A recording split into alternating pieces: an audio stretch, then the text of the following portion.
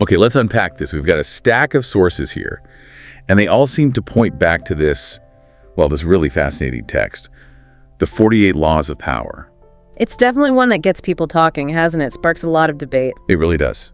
And it forces you, I think, to confront some maybe uncomfortable truths about how people interact, how influence actually works, and, how power operates in the world. Absolutely. And it's fundamentally about power, isn't it? That force that, like it or not, touches all our lives. Whether we're seeking it or not, yeah. Or even if we're aware of it. And the source material itself, it doesn't really pull any punches. Right from the start, it states pretty directly that the world is like a giant scheming court, and we are trapped inside it. There's no use in trying to opt out of the game. Whoa. That sets a pretty intense stage right there. It really does. And the sources we're diving into today, mainly drawing from the 48 Laws itself, but also pulling in all those historical stories, the fables, the interpretations within the text. It's incredibly rich material. Yeah, and it's not just abstract philosophy, is it? It's packed with these vivid examples, meant to show these principles, like in action, throughout history, even in some fictional bits. Exactly. Real world, or at least presented as real world stuff. Right. So the mission for this deep dive, just to be clear for everyone listening, it isn't about endorsing these ideas or, telling you how to use them in your life. Definitely not. Our goal is really just to act as guides through this specific material. We want to go beyond just like listing the laws. Yeah, more than a checklist. Exactly. We want to try and understand the why and the how behind them, but strictly as presented in these sources. Based on what the text itself says and the examples it uses. We're here to see these principles, these ideas in action through the examples they give, to pull out the core knowledge, the insights. Think of it as a shortcut, maybe, to understanding the dynamics of power and human interaction, exactly as described within these pages. A guided tour through this particular perspective. Yeah. So we're going to dive deep into these sources together and hopefully explore what stands out to you, our listener. Precisely. It's about understanding the framework, the perspective, and maybe the tools that the source material puts forward for navigating what it very explicitly calls a scheming court. Right. Okay, so with that as our mission, let's jump right into the first really big theme that just jumps out when you read through this stuff. Okay.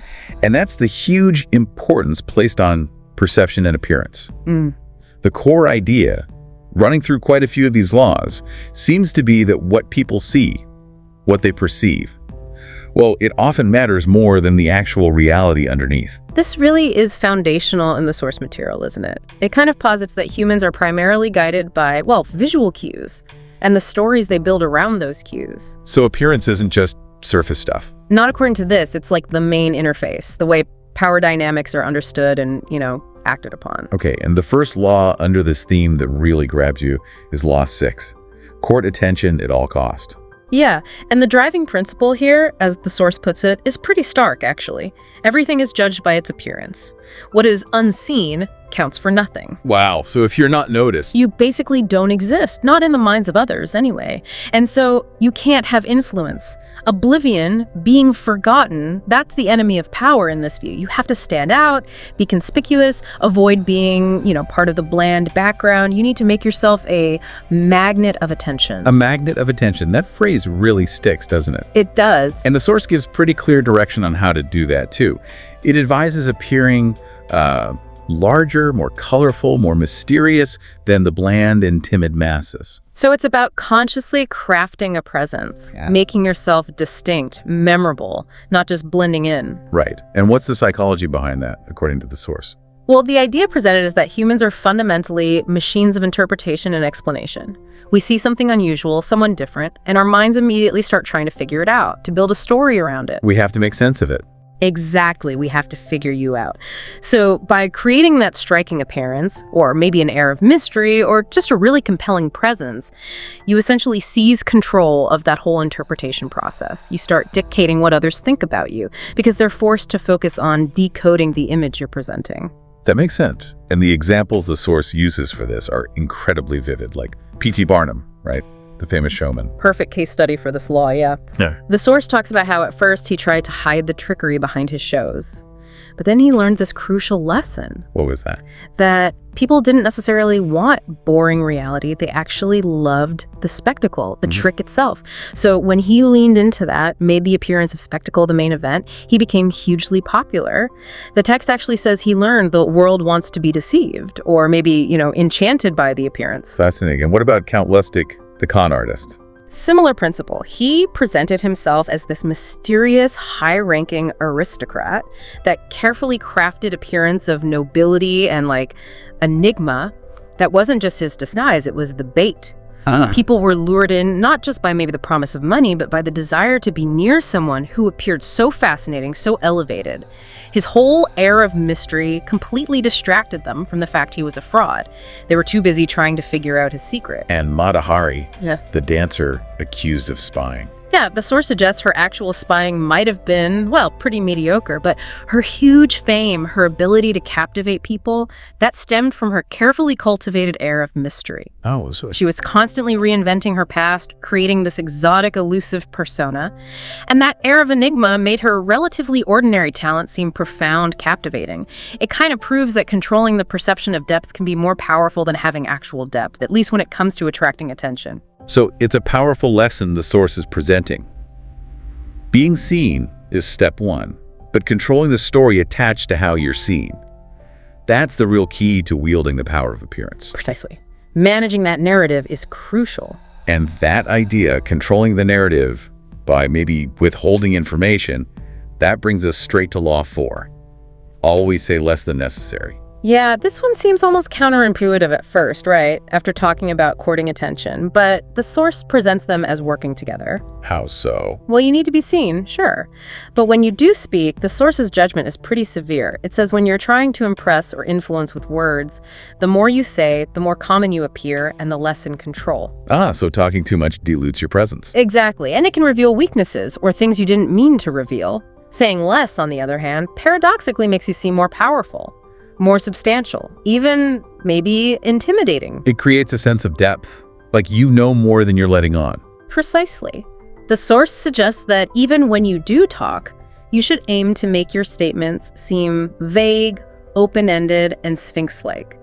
It's not just about pure silence, it's about being intentionally economical with your words. And what does that achieve? Your silence, or just your brevity, it makes other people uncomfortable. Humans don't like a vacuum, right? So they rush to fill that conversational void. And in doing so, they often reveal their own thoughts, their intentions, their insecurities. So it's a way to get information out of them while giving nothing away yourself. Absolutely. It's presented as a strategic tool. The source mentions Apries, an Egyptian pharaoh. His perceived majesty, his value, was apparently enhanced because he spoke so rarely. His words, when they came, seemed incredibly weighty and significant. Compared to someone who just chatters on, Yeah. their words lose impact. Right. And there's that other example, slightly different, but it powerfully illustrates winning through action, not words, which ties into saying less. Michelangelo and the official, Soderini, with the statue of David. Oh yeah, the nose.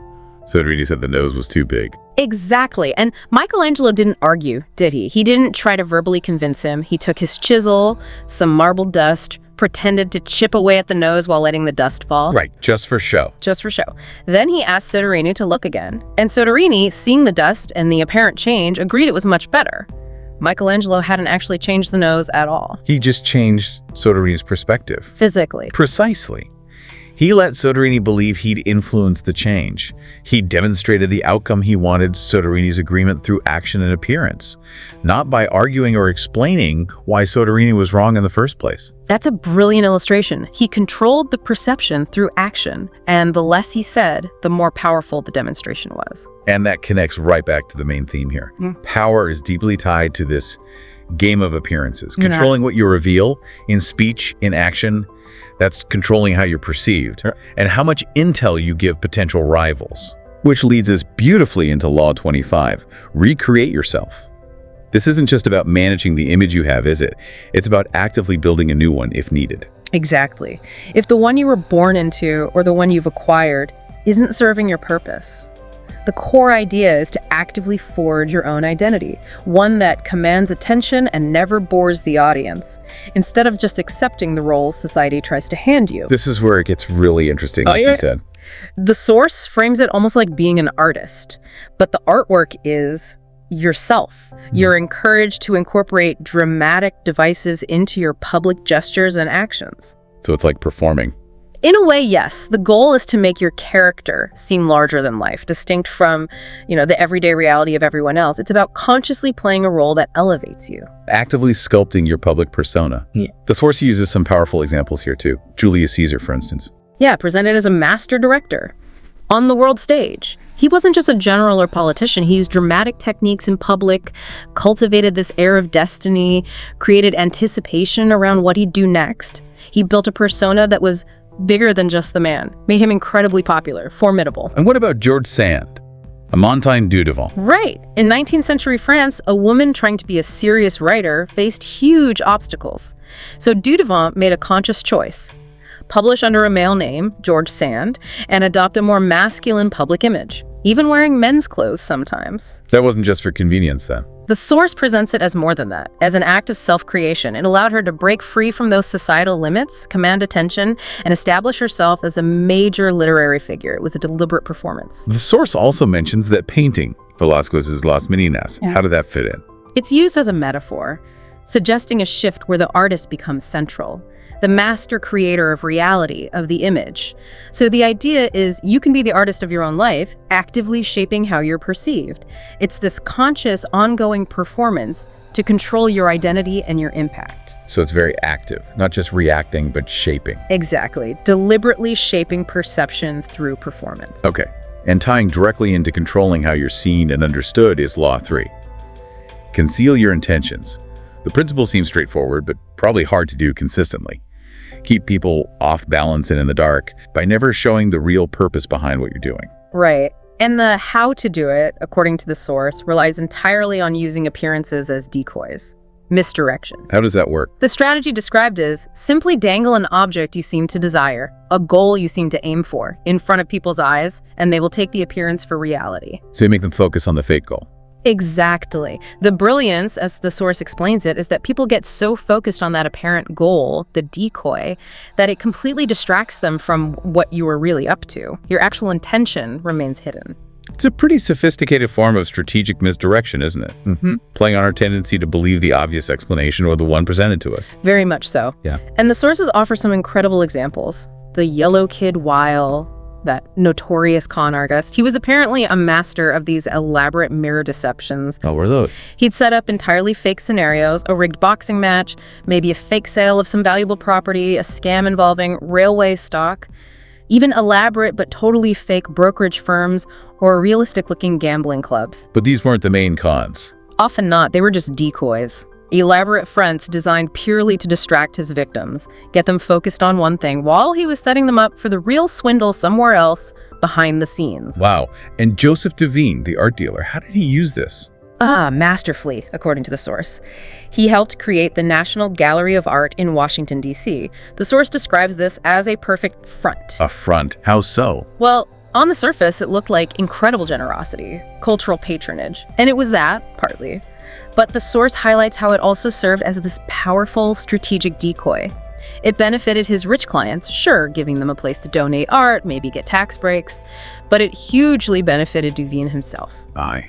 By positioning him as this figure associated with high art, museums, national treasures. Not just a sharp businessman, this appearance distracted from his commercial maneuvering, enhanced his reputation, made him seem above mere trade, which ultimately made him more powerful. So this law really underlines the deceptive power of appearances. And that basic human tendency to accept what we see as reality, even if it's a carefully built facade. Absolutely. It reinforces that controlling what people think you're doing is often more important strategically than controlling what you are actually doing. It's another layer in using perception, not just how you look, but what people believe your motives are. Exactly. Managing the perceived why. Okay, let's shift gears a bit. Moving on from shaping how you're seen, the sources spend a lot of time on navigating the social labyrinth. That complex, often tricky world of dealing with others in this scheming court. Yeah, the interpersonal dynamics are key. And a really striking law in this section is Law 7. Get others to do the work for you, but always take the credit. Oof. This one's presented with a very clear, almost, Machiavellian pragmatism, isn't it? It advises you straight up. Use the wisdom, knowledge, and legwork of other people to further your own muse. So the principle is efficiency, leverage. That's how the source frames it, yeah. Why spend your own valuable energy and time when you can utilize the talents, the labor of others? And the crucial part, maybe the most controversial bit, is taking the credit. That's the explicit instruction. The goal, as the source states it, is to make sure you are the one remembered, that you get the main benefits, while the helpers, well, they're often forgotten and you will be remembered.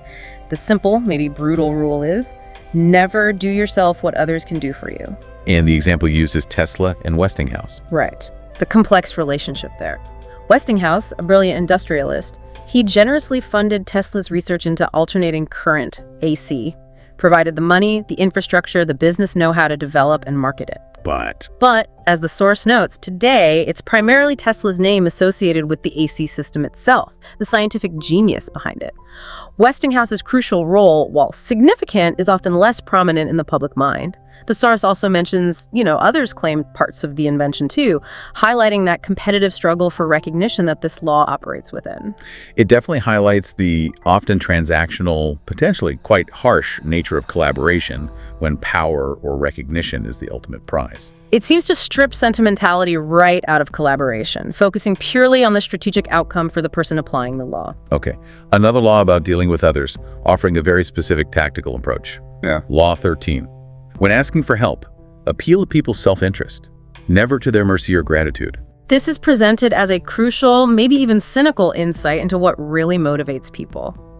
The source basically argues that if you need help, reminding people of past favors you did for them, or appealing to their gratitude or compassion, it's fundamentally unreliable. Why is that? The sources explicitly say people will find a way to ignore it, or they'll justify why they can't help, or the motivation just won't be strong enough. It's not a dependable lever. So what is the effective lever, according to this source? Self-interest. Pure and simple. You must uncover something in your request or in your alliance with him that will benefit him and emphasize it out of all proportions. So make it about them. Exactly. Make them see how helping you directly helps themselves.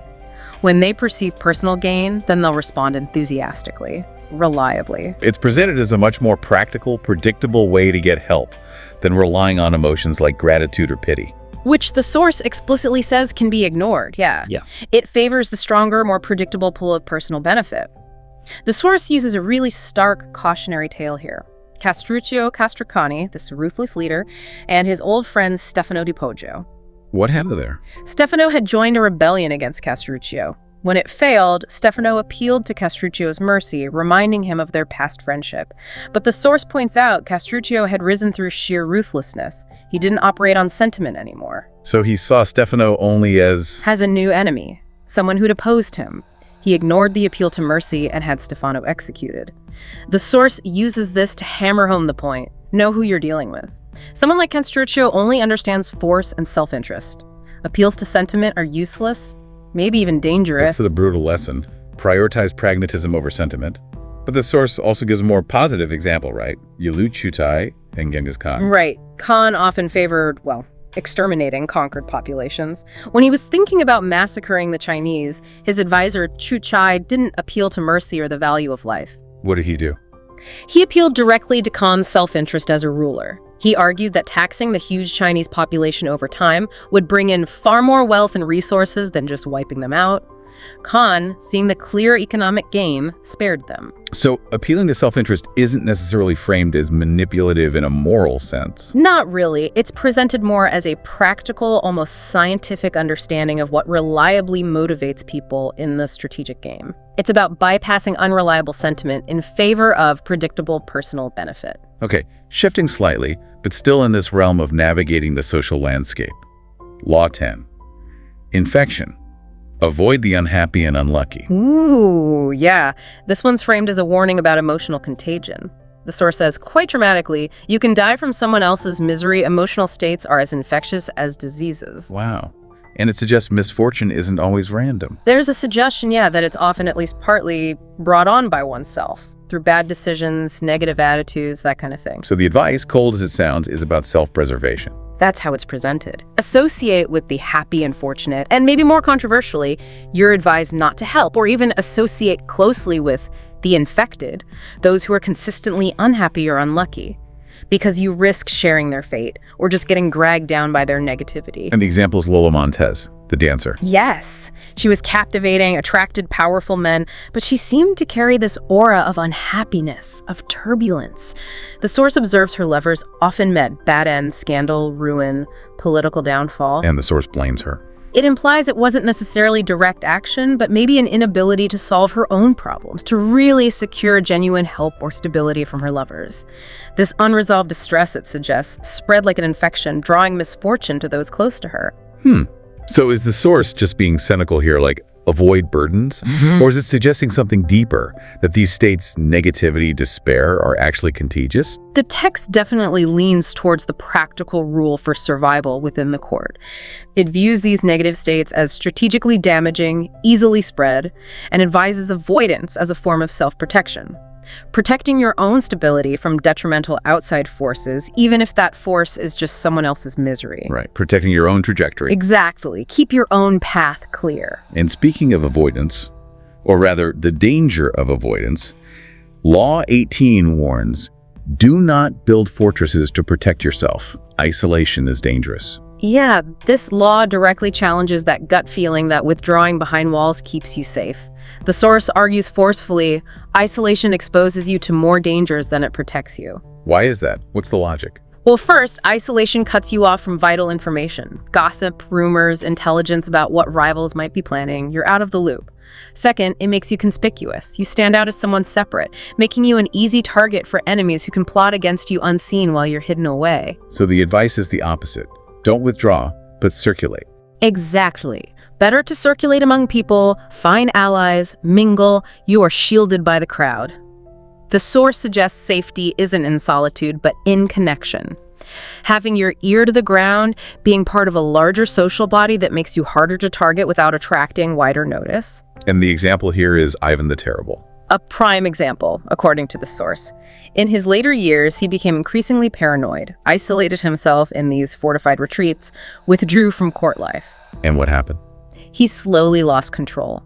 Eunuchs, ministers operating back in the court he'd abandoned, started gaining power, controlling access to him, manipulating things, precisely because he'd cut himself off from the information networks and personal connections needed to rule effectively. His fortress became his prison, leading to misery and loss of power. Interesting. But the source mentions a reversal sometimes.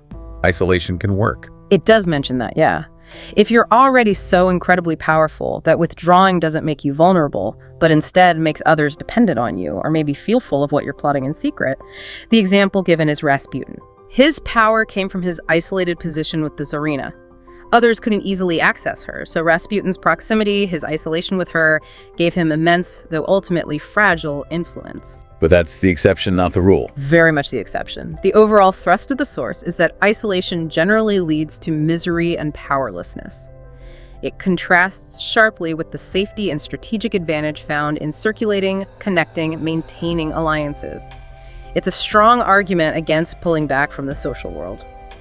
Okay, let's move into our next big theme. Strategy in motion. This part of the source material focuses on how you act, the crucial role of timing, and the need to be adaptable. Right, the action-oriented principles. And a fundamental one here is Law 9. Win through your actions, never through argument. The source is incredibly clear on this. It basically says any victory won just through verbal argument, just by being right in a debate, is a Pyrrhic victory.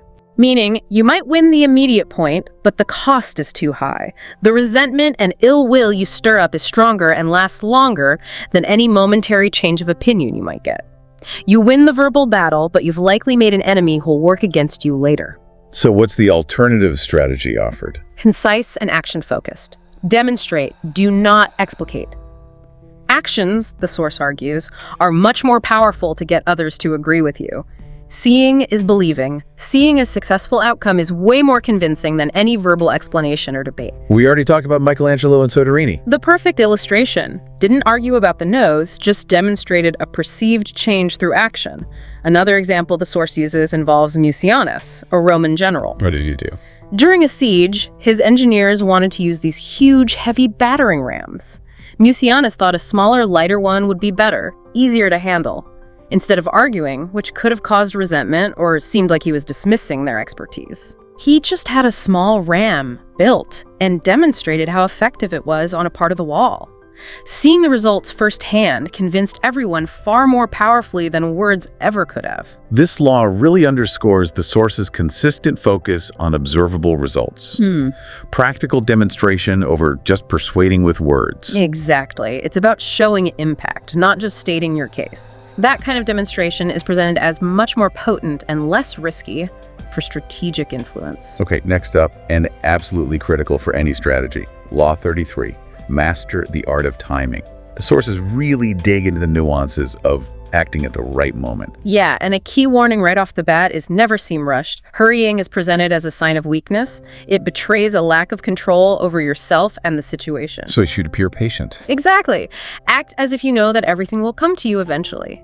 That calm exterior masks your strategic awareness, but it's not passive waiting. It's active observation. Right. The source says you need to become a detective of the right moment, sniff out the spirit of the times, the trends that will carry you to power. Understand the larger cycles, the mood, the ripeness of a situation. So you learn when to hold back. Stand back when the time is not yet ripe. And when to strike. And to strike fiercely when it has reached fruition. It's about recognizing that opportune moment and acting decisively when it hits. The source also mentions something called forced time. What's that? That's where you don't just wait for the right moment. You deliberately mess up the timing of others to gain an edge. By acting with unexpected speed or unpredictability, you force your opponents to react hastily to your timeline, throwing their own plans off kilter. The examples really illustrate this, don't they? Bismarck. Otto von Bismarck, yeah. A master of strategic patience. He didn't rush Prussia into wars too early. He patiently built up the military, modernized things, waited for the precise moment, the right political conditions, military readiness to strike against Austria, then later France. He waited until the fruit had reached fruition for German unification, and his timing was absolutely key. And Pancho Villa for forced time. Exactly. During the Mexican Revolution, when the U.S. Army chased him into Mexico, Villa didn't fight big conventional battles. He used constant movement, surprise attacks, his knowledge of the terrain to exhaust and confuse the U.S. troops. So he forced them to react to his timing. Precisely. He dictated the pace, preventing them from engaging him on their terms. This is where it gets really interesting, isn't it? It shows power isn't just about resources or plans. It's fundamentally about when and how you use them in the bigger picture. Absolutely. Understanding the historical moment, the trends, the cycles, having the discipline to wait and the boldness to strike, it's a very dynamic view of strategy tied to the context of time itself. It's about strategic awareness of the unfolding context, not just following a plan blindly. Timing is presented almost as a force in itself. Okay, another key aspect of strategic action, according to the sources, is adaptability. Which brings us to Law 48. Assume formlessness. The core idea here is presented almost as a necessity for survival in a world that's always changing. You must never commit to one shape. Having a fixed, predictable form makes you vulnerable. So be adaptable, fluid. Like water, the source says, which can assume any form, depending on the container.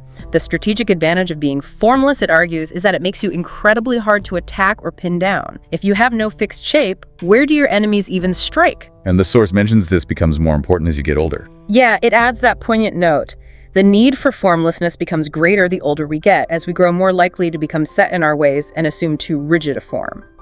Age can bring rigidity, which this law warns is dangerous. The historical examples contrast flexibility and rigidity, right? Japan. Right. The source points to Japan throughout history, seeming very open to foreign-influenced Chinese, Portuguese, Dutch, later Western cultures. To outsiders, it might have looked like weakness, susceptibility. But the source sees it differently. It suggests this was actually a form of strategic formlessness, adaptability. They weren't just passively accepting, they were selectively adapting foreign elements, military tech, political structures to their own needs, ultimately strengthening themselves, protecting themselves from being conquered.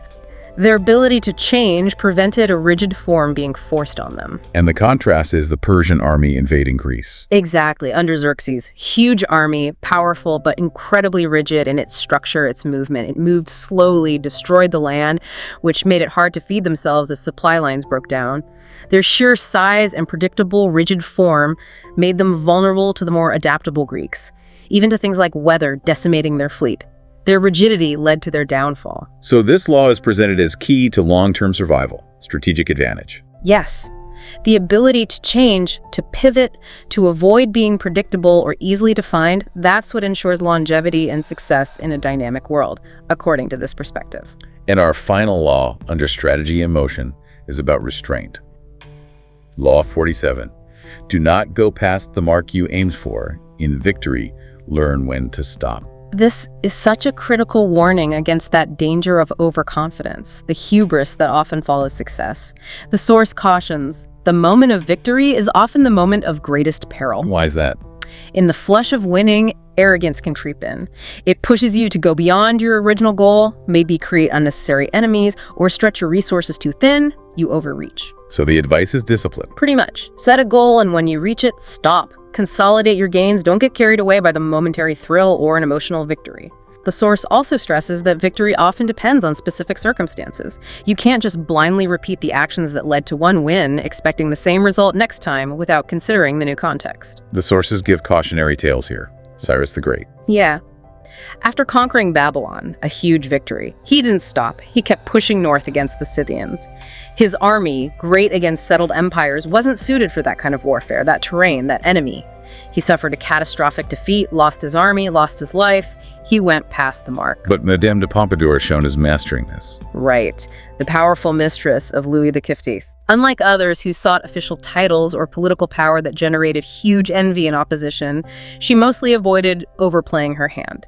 She didn't push her luck too far in the treacherous French court. She consolidated her influence, knew when not to push for more, and succeeded where others who got too ambitious failed. But there's a reversal mentioned too. Sometimes you shouldn't stop. There is, quoting Machiavelli actually. Sometimes complete destruction of an enemy is necessary, the rationale being that half punishment or mild injury will only create an enemy whose bitterness will grow with time. If you have to strike, sometimes you have to strike so decisively they can't recover to seek revenge. That adds a layer of complex calculation. But overall, Law 47 is mainly about self-control, strategic restraint. Exactly. Avoiding the emotional pitfalls of success, recognizing that getting power is one thing, but managing and keeping it requires careful self-discipline. True mastery involves not just winning, but knowing when and where to stop.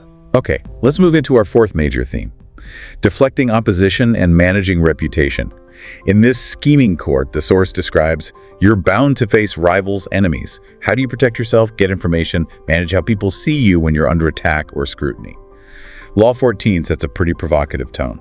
Pose as a friend, work as a spy. Yeah, the basic premise here is stated right up front. Knowing about your rival is critical. Information is presented as absolutely vital currency in this power game. If you don't know what opponents are planning, their weaknesses, their allies, you're basically flying blind. Highly vulnerable. So how do you get this information, according to the source? Various ways. Using actual spies, people who gather info for you, or maybe more effectively playing the spy yourself. The source suggests mastering the art of asking indirect questions, probing subtly to get information out of people while revealing absolutely nothing about your own intentions, your knowledge, your suspicions. You learn their secrets while yours stay hidden. And the example is Lord John Gordon and Jay Gould. Right, during the Erie Railroad crisis, back in the 1860s, Gould was this notoriously cunning financier involved in complex stock maneuvers. Gordon approaches Gould pretending to be a wealthy European nobleman, a potential ally interested in investing, helping Gould out. Under this cover of friendship. Exactly. Under this guise, he got close to Gould, other key players, gathered critical info, documents, even used handwriting experts. This intelligence let him expose that top executives within the Erie Railroad itself were behind fraudulent stock certificates, which undermined Gould's position. He used the facade of friendship to operate as a really effective spy. It's a stark illustration of the source's view, isn't it? The deception, specifically using friendship or alliance as a cover for spying, is presented as a legitimate, even necessary tool for getting the info you need to navigate hostile situations. Yes, it portrays information as just another resource, and espionage, even disguised as friendliness, as a valid way to get that resource for a strategic advantage. Okay, following right on that, Law 19 adds a crucial note of caution. Know who you're dealing with. Do not offend the wrong person. This is such a vital balancing principle to some of the more aggressive tactics. It's based on understanding that people just aren't all the same in how they react. The source warns, you can never be sure how someone will react. Don't assume everyone is the same. What one person shrugs off, another might nurse as a grudge and plot revenge for years. So extreme caution is advised when choosing targets or doing anything potentially offensive. Definitely. Choose your victims and opponents carefully. The warning is clear. If you deceive or outmaneuver or humiliate certain types of people, those with long memories, deep grudges, hidden resources, unexpected influence, a real taste for vengeance, they will relentlessly seek revenge. Your small win could lead to your huge downfall. Avoid offending those with the capacity and the will to retaliate effectively. And the example is the ruler of Cheng insulting Prince Chang'e. Right. The ruler probably saw the prince, who was in exile then, as weak, unimportant. Felt he could insult him freely, maybe just for a quick show of strength or wit, but the source says he tragically failed to see the prince's true character, ambitious, cunning, with a long memory. So he didn't know who he was dealing with. Exactly. The source highlights there was really no way for him to know the full extent of the prince's potential for revenge. And because of that uncertainty, it would have been much smarter not to risk offending him at all. Kengur eventually came back from exile, became powerful, and took devastating revenge on Cheng. The source explicitly warns the fleeting satisfaction from offending someone who seems weak is meager compared to the danger if they turn out to be the wrong person to cross.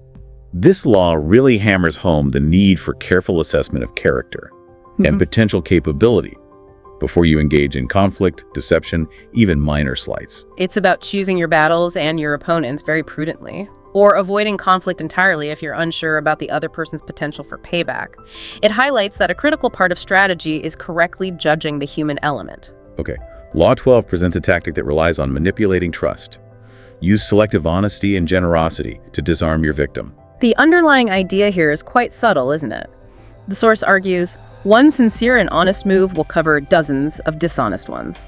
It's about strategically using positive traits, honesty, generosity, kindness, not necessarily out of genuine virtue, but as calculated tools to lower someone's guard. How does that work in practice? By using open-hearted gestures, because they are inherently disarming. The source observes people naturally tend to trust kindness or honesty. They rarely notice how deceptive these gestures can be when used strategically. A well-timed act of apparent honesty or genuine-seeming generosity can make even cynical people trust you, and that makes them vulnerable to later manipulation or deception. We already mentioned Joseph Devine using the National Gallery as a disarming front. Yeah. Appearing generous made him seem trustworthy. Right, distracting from his business dealings. Yeah. And the source brings back the yellow kid Weil again. When he conned Lawler with that money machine, Weil's crucial move was an act of selective honesty. What did he do? He admitted to Lawler the machine was useless for duplicating real money. He claimed it was only good for duplicating already phony bills. This apparent honesty about the machine's limitation for legitimate use made Lawler trust him completely about its supposed ability to duplicate the fake bills Lawler wanted to make.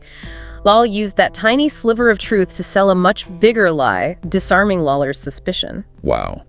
This law is a potent illustration of how positive appearances, seemingly virtuous actions, can actually be weaponized, used strategically to lower someone's guard. It highlights the psychological reality that a single act of seeming virtue can build enough trust to mask significant underlying deception. It's another layer of perception control, using positive traits as the facade. Okay, Law 36 offers a psychological strategy for dealing with things you can't have, or problems you face, or rivals trying to provoke you. Disdain things you cannot have, ignoring them is the best revenge. The core idea here is that acknowledging something that bothers you, especially something trivial or something you want but can't get, gives it power over you. The source suggests the more interest, emotional energy, or visible effort you show towards something that eludes you or a problem that annoys you, the more leverage it gains, and the more it seems to pull away. So the countermove is disdain. Ignoring it. Exactly. Actively ignore what you can't have or what opponents use to try and get a rise out of you. By appearing indifferent, by refusing to give the problem or the desired object your emotional energy or attention, you make it seem less valuable, less important. And crucially, you remove your opponent's leverage because they can't get the reaction they want: frustration, anger, longing from you. The sources give examples. Louis XIV. King Louis XIV of France, yeah. He was often attacked in pamphlets by enemies. The source notes by largely ignoring these attacks, refusing to acknowledge them publicly or react emotionally, Louis effectively drained them of their power. They had no target for their provocation. Similarly, Franklin D. Roosevelt faced attacks on his administration, especially financial stuff. His strategy of mostly ignoring them meant they lost momentum. They couldn't gain traction without a visible opponent engaging. The source points out that paradoxical effect of desire too, right? The more you show you want it, the more it eludes you. And showing disdain breaks that cycle, removes the other person's leverage. It's fundamentally about psychological strategy, controlling your own emotional reaction and using the appearance of indifference, of disdain, as a powerful weapon. Reclaiming your power by refusing to be emotionally hooked. Exactly, by things that are strategically irrelevant or unattainable. Okay, a related point, and really important for managing reputation and handling potential opposition or envy, is Law 46. Never appear too perfect. This law taps into a really deep-seated human flaw: envy. The source states it directly. Appearing better than others is always dangerous. Guy's that. Because displaying obvious superiority or seeming flawless naturally breeds envy in others. And envy, unlike open opposition, creates these silent, insidious enemies. They'll work against you behind your back, often just out of pure resentment, and you might not even realize why things are going wrong. So the advice is to proactively manage this risk. Yeah. Downplay your achievements. Don't flaunt your successes or talents too openly. And more strategically, reveal minor, harmless flaws. Why reveal flaws? Because these deliberate imperfections make you seem more human, less threatening. They give others potential envy, an outlet they can feel a bit superior about your small flaw, which makes them less likely to resent your bigger successes. The sources have cautionary tales here too. Aristides. Yeah, the Athenian statesman known for being incredibly just and fair. He was eventually banished from Athens, not because he was corrupt, but precisely because he was seen as too just, too perfect. His perceived flawlessness bred envy. Themistocles, another brilliant Athenian general, similar fate. Banished for arrogance, for constantly reminding people of his victories. Flaunting success activated envy. But Cosimo de' Medici handled it better. In contrast, yes, the effective ruler of Florence. He understood the danger, appeared modest, built a relatively modest palace for his wealth, kept ties with common people. By downplaying his power and wealth, showing a more humble, accessible side, he deflected a lot of potential envy and opposition from rival nobles. The source also gives deeper advice on dealing with envy, both in others and yourself. It does. Suggests accepting others will surpass you sometimes, and using that as motivation, not fuel for envy, and warns against letting envy poison you internally. And fascinatingly, it suggests you can sometimes use others' envy as revenge. Michelangelo and Bramante. Right.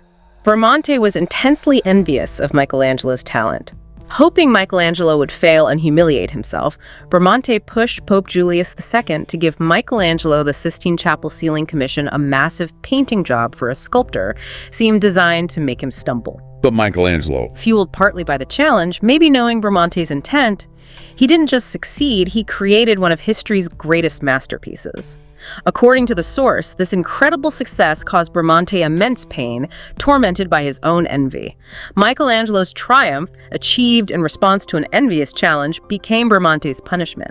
So envy is presented as this potent, destructive force that has to be understood and managed. Absolutely. Both in others targeting you and as a potential pitfall within yourself. It's a critical part of navigating the emotional terrain of the court, a psychological hazard requiring careful attention and strategy. And finally, under this theme of managing opposition and reputation, the sources offer specific advice on handling one of the most dangerous emotions: anger. Yeah, the core idea here is simple but strategically profound.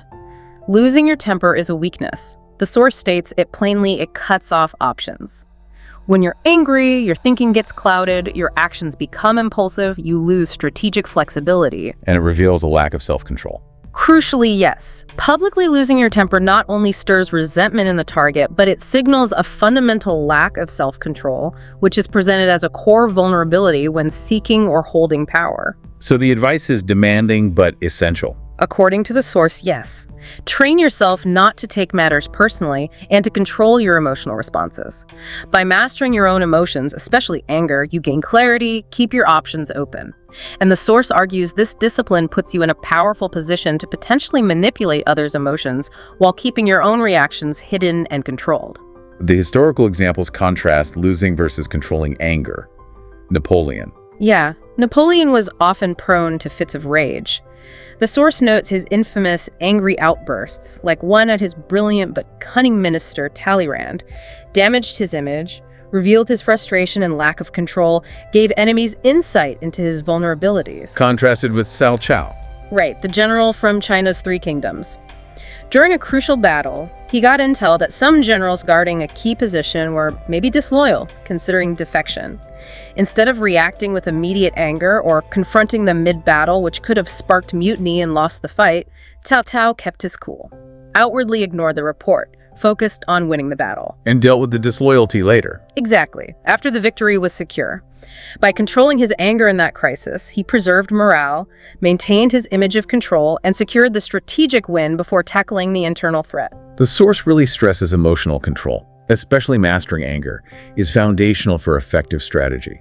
Absolutely. Not just personal virtue, but a requirement for maintaining a powerful, formidable appearance.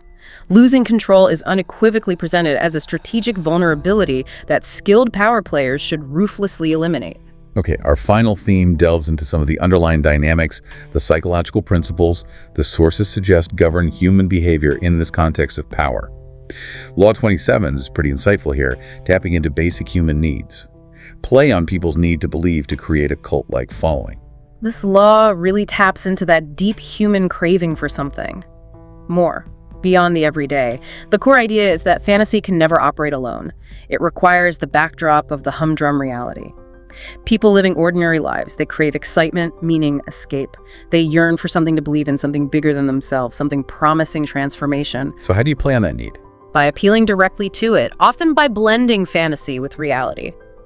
Promise the moon, the great and sudden transformation, the pot of gold, the source advises.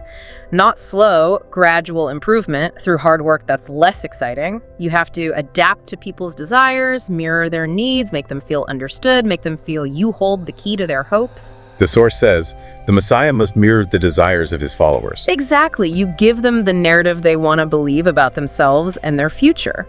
And the examples. Michael Schuppach, the Swiss doctor. Right, mid-1700s. His medical practice wasn't purely scientific. He used spectacle, dramatic healing rituals, appealed to concepts like vital air, magic. He offered this blend of mundane medicine with the fantasy of mystical healing, and people flocked to him because they desperately wanted to believe in a miracle cure. And George Salmanazar, claiming to be from Formosa. Yeah, he captivated London in the early 18th century. Claimed to be from this exotic, almost mythical island, largely unknown then. He invented a whole culture, language, history, bizarre customs like eating snakes, living underground. The source suggests his audience desperately wanted to believe in such a fantastical place and person. That made him incredibly popular, despite it all being fake, until he was eventually exposed. He provided the fantasy, people's need to believe did the rest. So the source presents belief, fantasy, spectacle as potent tools for influence, building loyalty. Very potent, especially when combined with the backdrop of reality and tailored to people's existing desires. It can create this powerful, almost irrational bond. Okay, another law that plays on a basic human trait, vanity, maybe, the need to feel smart. Law 21, play a sucker to catch a sucker, seem dumber than your mark. The core idea here is strategic, feigned incompetence or ignorance by deliberately making others feel smarter, more knowledgeable, more capable than you. You achieve two things. Right. First, you lower their suspicion. They don't see you as a threat if they think you're less intelligent. Second, you make them feel good about themselves, which makes them more receptive to your influence, more likely to drop their guard. So you play stupid, not because you are, but as a ruse. That's the instruction. You let them believe they have the upper hand, intellectually or strategically. This apparent weakness is used as a strategic advantage. It lets you deceive or outmaneuver them while they're busy feeling superior. And the examples, again, are the Yellow Kid Weil and Count Lustig. Prime examples, yeah. Weil, with Lawler and the Money Machine, deliberately let Lawler think he was the smart one, figuring out how to use the machine for real counterfeiting. Weil played the role of just a technician, not savvy enough to see the real criminal potential. That let Lawler feel superior, less suspicious. And Lustig. He appeared simple, maybe aloof. That lack of obvious cleverness, paradoxically, drew people in, made them beg for his confidence, thinking they were smarter, more sophisticated, could figure him out or benefit from him. It allowed him to control the dynamic while they felt like they were in charge. It's presented as a subtle but powerful form of manipulation. Yeah. Using others' ego against them. Exactly. Using apparent weakness or simplicity as a strategic strength to lower defenses and create openings. Okay, Law 24 focuses on mastering social performance. Play the perfect courtier. This law really sums up the vital importance of social grace, charm, presentation in navigating any hierarchy, any social environment the source keeps referring to. It's about becoming skilled at operating within social structures and pleasing those above you. So it's about mastering appearance and social grace, but as a strategic tool. Not just being nice, no. The how to do it involves cultivating specific skills. Grace, politeness, wit, being disarming. The source mentions sprezzatura, that Italian Renaissance idea of making difficult things look effortless, like a courtier who seems charming and capable without obviously trying hard. Avoid awkwardness, never seem to be struggling, become a magnet of pleasure, someone people enjoy being around. And communication is key too. Very key. The perfect courtier masters courtly communication. Never says more than necessary, like Law 4 advises. Uses veiled aggression if needed, not direct, risky confrontation. The example is Fulvio Testi, the Italian poet serving Pope Urban VIII. The Pope wrote bad poetry. Apparently terrible, but expected praise. Testa didn't lie outright, but found subtle, witty, indirect ways to flatter the Pope's awful verses effectively. He navigated the delicate situation, kept his job, pleased his master, without resorting to dangerous honesty or obvious lies. And the source contrasts this with the danger of telling harsh truths, or making jokes at a superior's expense. Actions the perfect courtier knows are strategically foolish and avoids completely. This law encapsulates the importance of social performance, pleasing those in power, and effortless grace as essential for navigating and succeeding in the social hierarchy described, mastering the social game itself. And finally, Law 43 seems to get to the heart of building lasting influence. Work on the hearts and minds of others. This law presents a really fundamental distinction in how you wield power over people. The core idea is that coercion, forcing people through threats or force, is ultimately counterproductive long-term. Why? It creates resentment, resistance, requires constant effort to maintain control. Seduction, on the other hand, working on people's hearts and minds, wins lasting support because it makes people want to follow you. So the how to do it is to seduce, not force. Exactly. Appeal to emotions, desires, values, hopes. Make people believe that aligning with you, supporting you, following your lead is in their own best interest, or fulfills some deeper need or desire they have. You win their loyalty by making them feel connected to your cause or vision, not just obedient to your command. And the example is Zhuge Liang and Meng Huo. Right, the brilliant strategist from China's Three Kingdoms. Against the rebel leader, Meng Huo, instead of just crushing the rebellion with military force, Liang captured and released Meng Huo repeatedly, 7 times. Why? Each time, he treated Meng Huo and his captured troops with unexpected generosity, respect, mercy. It wasn't weakness, it was deliberate seduction. By repeatedly showing his virtue, his strategic patience, Liang worked on Meng Huo's heart and mind. Eventually, Meng Huo's pride, his will to resist, was broken not by force, but by Liang's magnanimity. He submitted willingly, his loyalty won through perceived virtue, not coercion. And Marie Antoinette early in her reign. A briefer example, yeah. The source notes when she first arrived in Paris, she easily won widespread affection just through charm, beauty, apparent grace.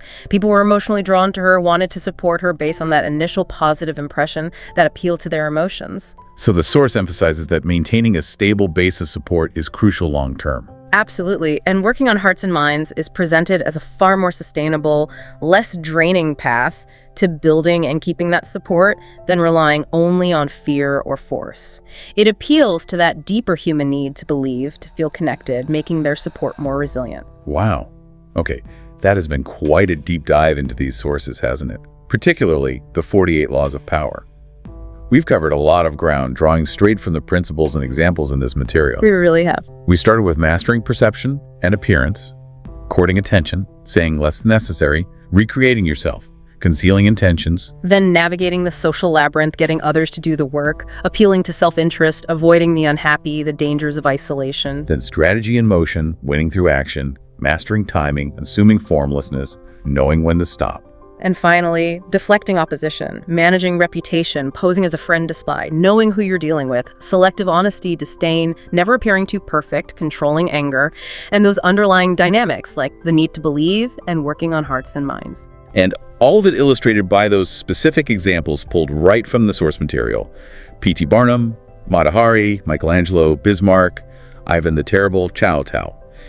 It really provides a comprehensive framework for understanding certain dynamics of power and human interaction, as articulated within these sources. It absolutely does. It lays out a very specific worldview and toolset based on those examples. And I think the key connection for you, listening now, is that understanding these dynamics as they're presented here, well, it can be a powerful tool for navigating a complex world. Whether you choose to apply these strategies yourself, Or maybe, more importantly, whether you simply learn to recognize them when they're being used by others.